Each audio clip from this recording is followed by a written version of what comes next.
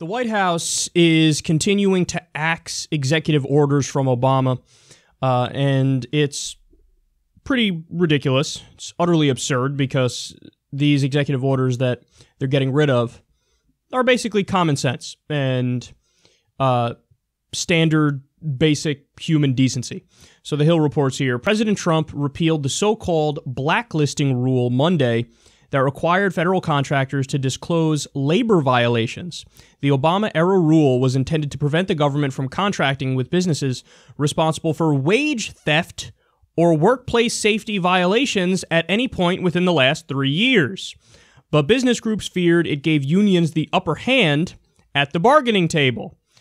Trump struck down the blacklisting rule, along with 3 other regulations aimed at protecting the environment and students, Monday afternoon.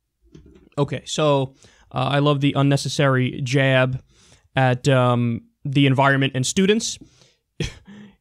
He's already shown his disdain for the environment and students. I mean, he's cutting the education department. I forget the exact amount, but it's a hefty amount.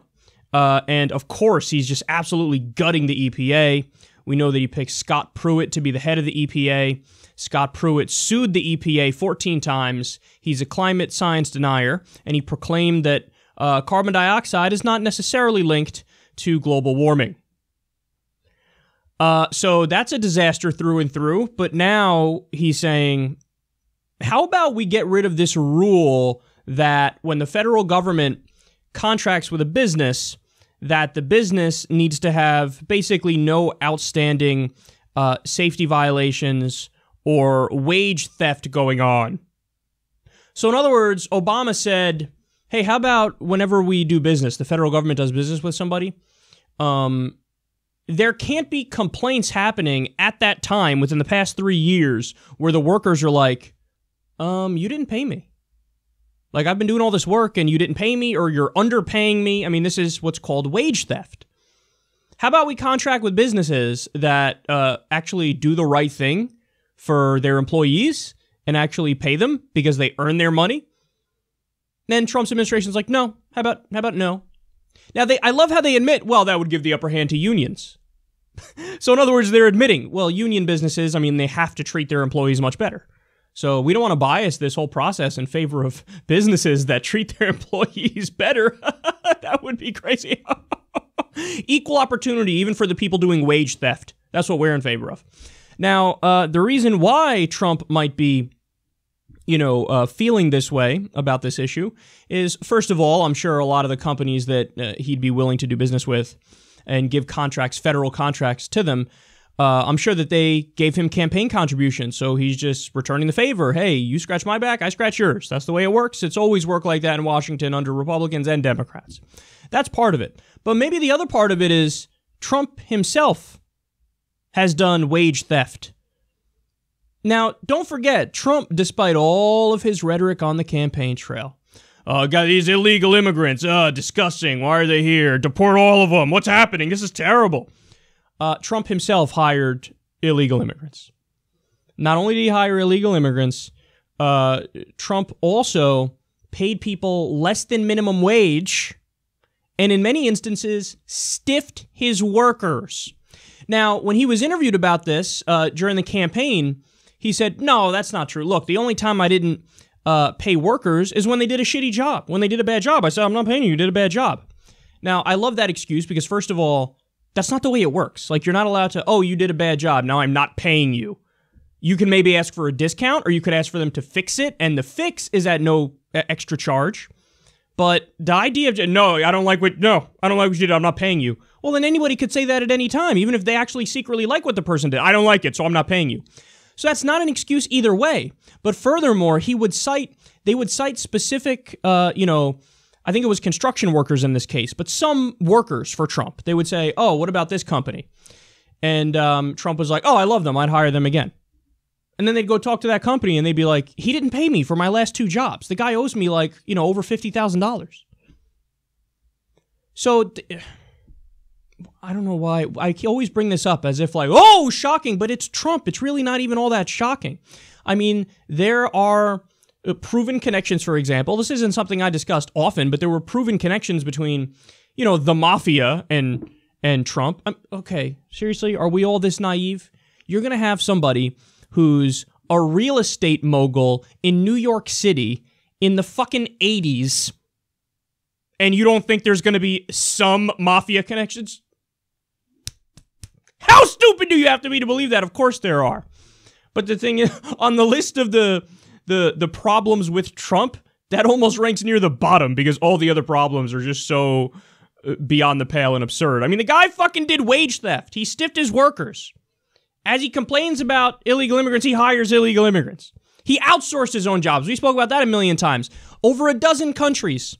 You know, I've given the specifics on the show before, given the breakdown, whether it's, you know, Turkey or South Korea or you name it, Mexico. Again, as he bashes Mexico, he's like, anyway, let's have our goods made there because it's cheaper labor.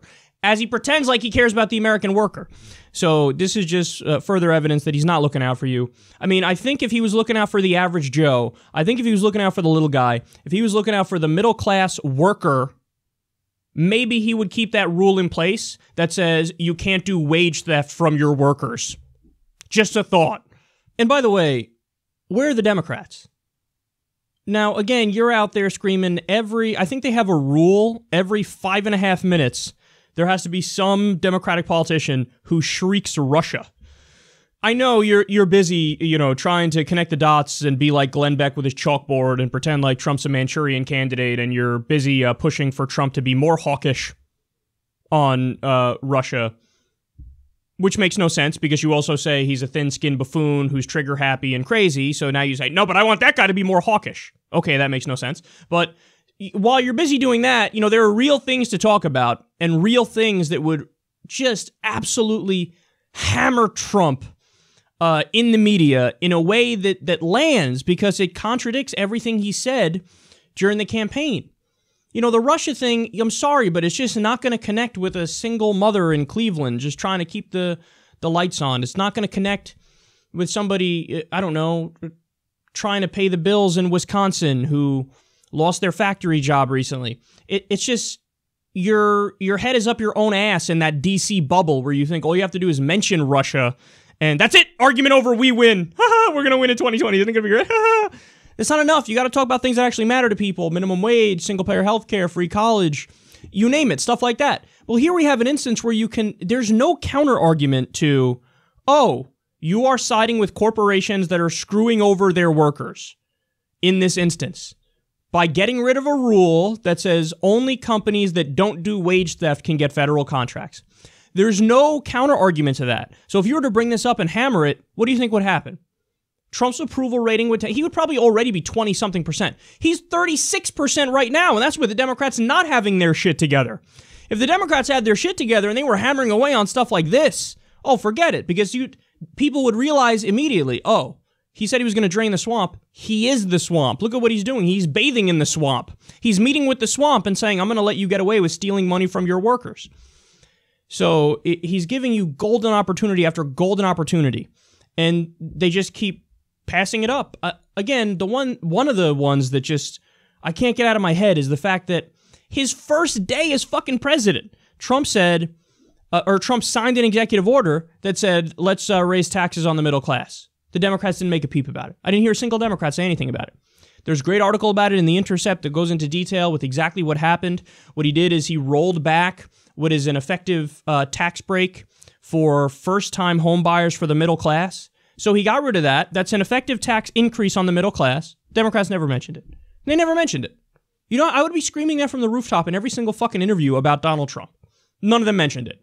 So they give opportunity after opportunity. They keep giving up.